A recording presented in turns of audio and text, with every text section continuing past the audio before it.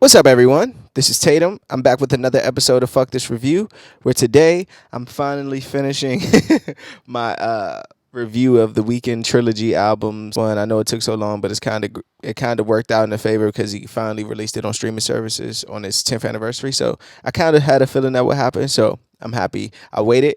But without further ado, today I'm going to be reviewing the Weeknd's Echo of Silence.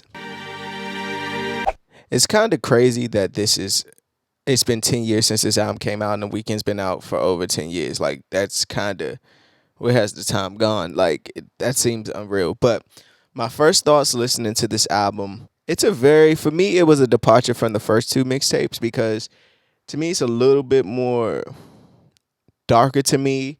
It also shows like, oh yeah, I'm about to blow. This is the one where the first two mixtapes already blew up, and he's well on his way to becoming the Weeknd that we know the Weeknd we know now. And it's a good closure to the trilogy. I'll say that much. I'm not sure if it's my favorite yet, uh, but it's a great way to close the series. So let's get into it. It seems like the album is long for it to be only 9 songs. It felt like the album's long. The first track we get into is "Dirty Diana," the cover of Michael Jackson's you know, the cover of Michael Jackson's song. If you don't know, been living under a rock for the past 50 years. To me, that song I'm just gonna skip because it's Dirty Diana, and I don't really like to hear Michael Jackson covers. Not saying that The Weeknd did a bad job or anything like that. It's just that it's Dirty Diana and it's Mike. I don't. I don't need to hear another cover of that. So the production on it was a bit somber than the regular Dirty Diana, but yeah, I'm not listening to this song. So to me, the album starts at Montreal. I've read that this album was made in Montreal, and there was a lot of darkness attached. He went through a lot of darkness in that city, so makes sense to how the song sounds. And he says something in there. Happiness exists when you don't know a thing. I don't know why that line stood out to me so much because it's so true. And the fact that he's singing it the first half in French or whatever, the chorus in French, I thought that was just a dope aspect to have to the song. And just the tone of it is so cool. It reminds me of the Weeknd sound that we have now. I know I said that for I know I said that for a record on Thursday, but this song reminds me of like, oh, this is the Weeknd. Like he found his sound now. Like this is it. Like this is it, and he knows how to manipulate that and weave in and out of it. Montreal was that perfect example for me. After that, we go into Outside. Outside, from what I can conjure from it, that's a harsh record as far as like him having a girl who has a boyfriend and he's telling her like, "I'll make you forget him." Basically, I'm gonna fuck you till you forget him, kind of thing. And cool record, but harsh. I like the production on that record. I think it samples, from what I read, it samples "Outside" by Cults, which was they must have really pitched it down and slowed it down because I couldn't even hear it until like I read that it had that sample in it, which one of my favorite songs. So that was dope in itself. We go into XO, the host. When I heard this record, I was like, oh yeah, this is what I like. This is probably my favorite song on it. The first half though, the second half, the host, I'm not really that. I don't really care much about that aspect of it. It kind of just a reiteration of the first part, but that first half is just dope. Dope.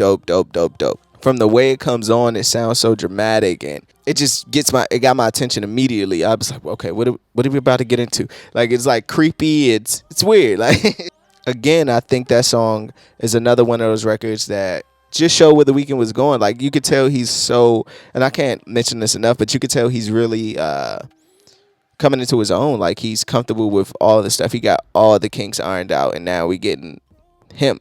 XO is my favorite so far. An initiation, I would consider a continuation of XO and the host, same girl. Not my favorite record on here. I like how he was being creative with the vocal pitching up and down and stuff. But after a while, it became like, it started to freak me out. Like I just started feeling uncomfortable, so I just like I'll just go to the next song. But from what I read, it was like the high pitches was like when like he's on drugs or coke or whatever, and when it goes low, like lean. And I'm not sure how true that is, but I'm pretty sure you'll let me know in the comments. And the production on that one, it reminds me of like, has like this Timbaland, Janet Velvet Rope kind of S sound mixed into it. This is where my brain went.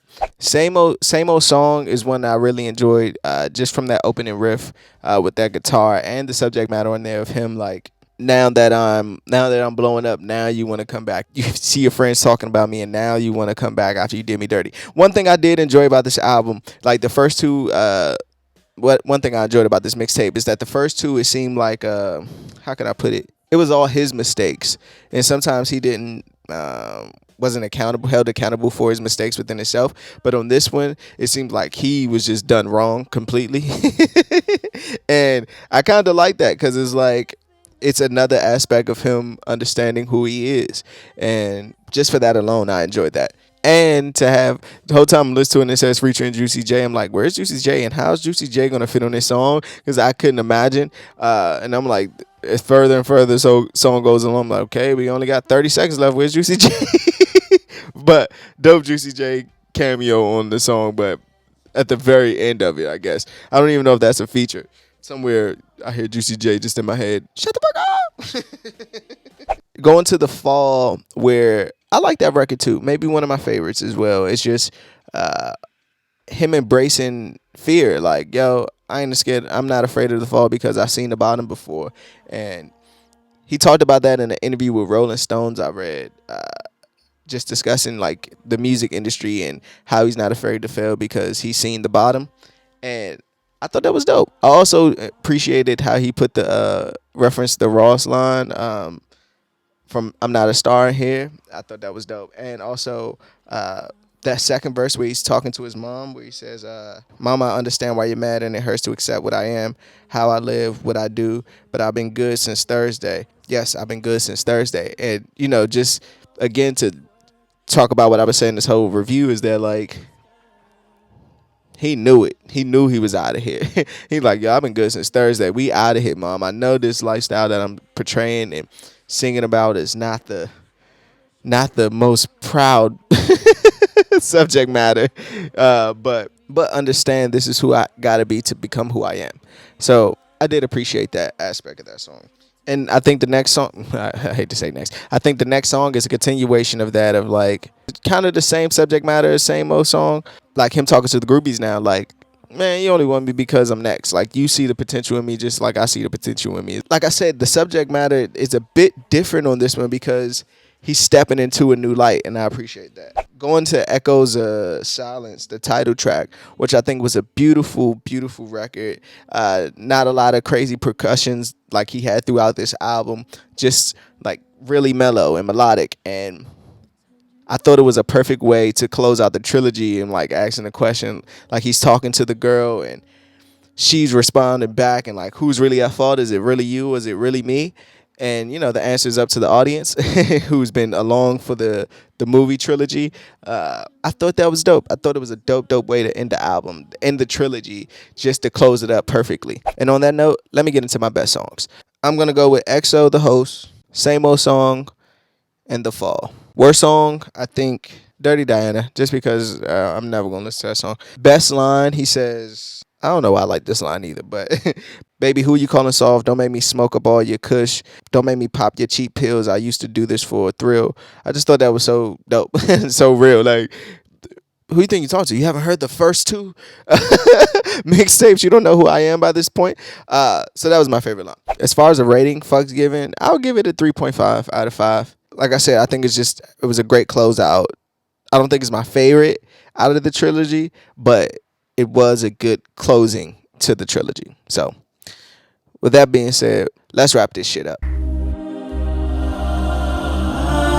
Closing, when it comes to the Weeknd's Echoes of Silence, I finally made it to the end of the trilogy.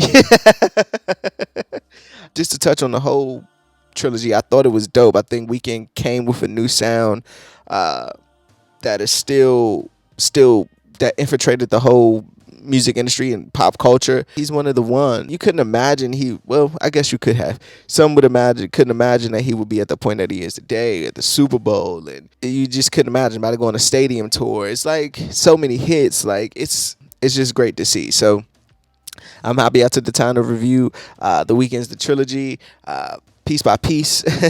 I'm glad you stuck around and kept up with me through all these. And let me know what's your favorite mixtape out the trilogy. And also let me know some of your favorite records from Echoes of Silence. As always, I'm Tatum. Fuck this review. Peace.